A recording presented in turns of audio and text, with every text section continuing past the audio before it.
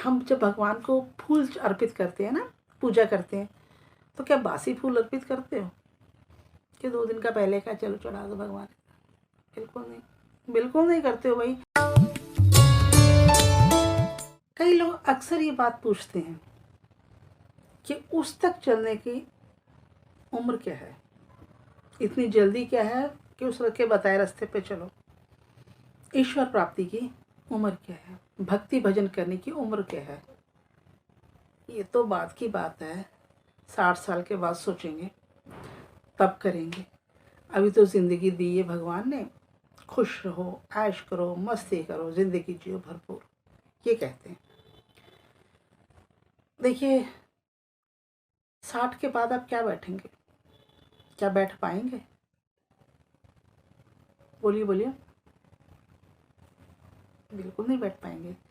जब आपका शरीर साथ नहीं देगा, आपके जोड़ों में दर्द हो रहा है, घुटनों में दर्द हो रहा है, आप नीचे बैठ नहीं सकते, बैठ गए तो खड़े नहीं हो सकते, ये सब हो गई, दवाइयाँ अलग खा रहे हैं, शुगर बढ़ गई, बीपी बढ़ गया, फलाना ढनकाना, इतनी बीमारियां जब तक लग जाएंगी शरीर में, तब आप कैसे बैठेंगे?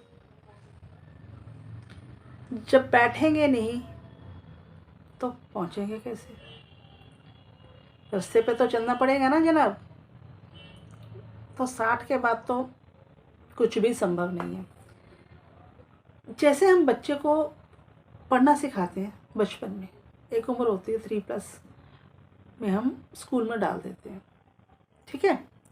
स्कूल में बच्चे को भर्ती किया, बच्चा स्टेप बाय स्टेप धीरे धीरे धीरे नर्सरी, प्रेप, ग्रेड 1, 2, 3, 4 ऐसे करके पढ़ता है। ये थोड़ी हम सोचते हैं बच्चे इतना छोटा है, अभी तक तो हमारे साथ था, हर समय हमारे पास रहता था, हम उसकी केयर करते थे, अब वो स्कूल जाएगा कैसे करेगा? अभी इसकी उम्र नहीं हुई, जब बड़ा हो जाएगा तब भेजेंगे? बिल्कुल नहीं है। हम उस चीज़ में, हम इंसान उस चीज़ में तो बड़े समझदार होते हैं कि बच्चे को टाइम होते ही, जो गवर्नमेंट ने जो एज फैक्टर दिया होता है, एज लिमिट दी होती है, उस पर पहुँचते पहुँचते बच्चे को स्कूल में डाल देते हैं। तो भाई जो दुनिया का मालिक है, उसके पहुँचने के लिए, उस तक पहुँचने के लिए, उसको पाने के लिए किसका इंतज़ार, किस उम्र का इंतज़ार? क्या बालक ध्रुव जो था, पता है ना ध्रुव की स्टोरी, 5.5 साल में भगवान को पा लिया था उसने। प्रहलाद को देखिए, बचपन से ही लग गए थे। तो ऐसा नहीं है, इसको पाने के लिए या उस तक चलने के लिए कोई स्पेशल एज चाहिए या स्पेशल टाइम चाहिए। मैं तो ये भी कहती हूँ कोई टाइम लिमिट भी नहीं है। जब मन किया आपका, भक्ति करना शुरू कर दीजिए। दिन में आप कुछ भी कर रहे हो, कोई भी बाउंडेशन नहीं है। ऐसा तो भगवान ने कभी नहीं कहा कि जी तुमने अगर ये टाइम निकल गया, भोर का, सुबह का टाइम निकल गया, तो आप पूरा दिन मेरे से बात नहीं कर सकते, मेरा नाम नहीं ले सकते, मुझे भज नहीं सकते। बिल्कुल ऐसा कहीं नहीं लिखा, कहीं नहीं कहा गया। कहा गया उठते बैठते, सोते जागते, कुछ भी काम करते हुए आप सिमरन करते रहिए। सिमरन यानी कि नाम जपते रहिए। अगर आप ये कहते मेरे पास बैठने का टाइम नहीं है, मेरे पास बहुत सारे अपने घर गृहस्थी के झंझट हैं, लाइफ चलाने के लिए काम करना, कोई बात नहीं, ठीक है, भगवान ने ज़िंदगी दी है, वो सब काम भी करने। तो सॉल्यूशन उसका भी बताया। क्या सॉल्यूशन मैं बताती हूँ। जिस हालात में हो, जैसे भी हो, शुरू कर दो वहीं से। देखिए माँ बाप हमारे जो है, हम जिस हाल में भी होते हैं, हमें छोड़ते नहीं हैं। हमसे कितनी ही गलती हो जाए, डांटेंगे, सज़ा देंगे, लेकिन फिर हमें गले से लगा लेते हैं, हमें छोड़ नहीं देते। और वो जो हमारे माँ बाप का भी माँ बाप है, हमारे सबसे बड़ा है, सबसे ऊंचा है, क्या वो हमें ऐसे छोड़ देगा?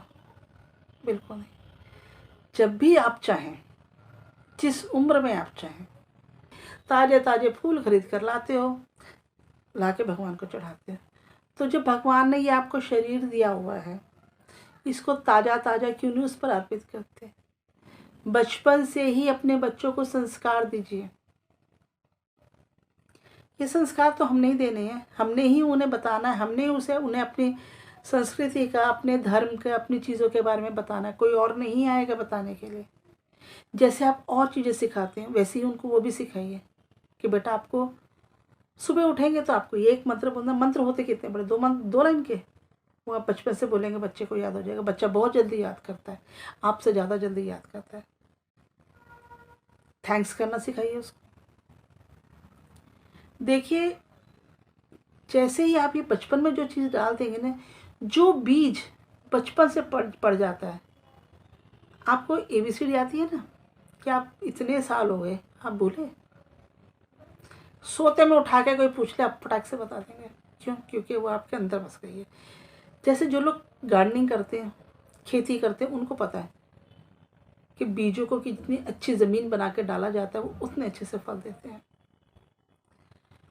तो हमने भी अपने आप को उसके चरणों में अर्पित करना है। तो बचपन से, छोटेपन से, जब बच्चा पैदा होता है, यहाँ वहाँ के गाने सुना के उसको सुलाने की बजाय, उसको खिलाने की बजाय, अपनी चीज़ों को, अपने धर्म को, अपनी संस्कृति को उसको सिखाइए। हमारा धर्म तो बहुत अच्छी चीज़ें सिखाता है।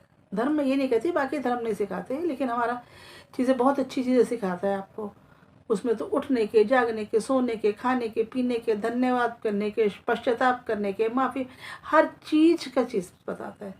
छोटी छोटी चीज़ें बच्चों को सिखाइए, छोटी छोटी चीज़ों से शुरुआत कीजिए, फिर देखिए आपके बच्चे का भविष्य भी सुधरेगा, उस लोक में भी उसे फ़ायदा मिलेगा, आपकी भी रिस्पेक्ट करना सीखेगा और ज़िंदगी बहुत अच्छे से बिताएगा। तो जितनी जल्दी हो सके उसकी तरफ चलने का प्रयास कीजिए। बुढ़ापे के लिए मत इंतज़ार कीजिए। कई बार तो वक्त भी नहीं मिलता कि कब चलने की तैयारी हो जाती है, इसलिए इंतज़ार मत कीजिए, जल्दी से जल्दी उसकी तरफ चलने को शुरू कीजिए। और देखिए वो दोनों बाहें फैला के वो कहता है 1 कदम चलो, मैं 4 कदम चलूँगा, आपको थामने को तैयार खड़ा है। खुश रहिए।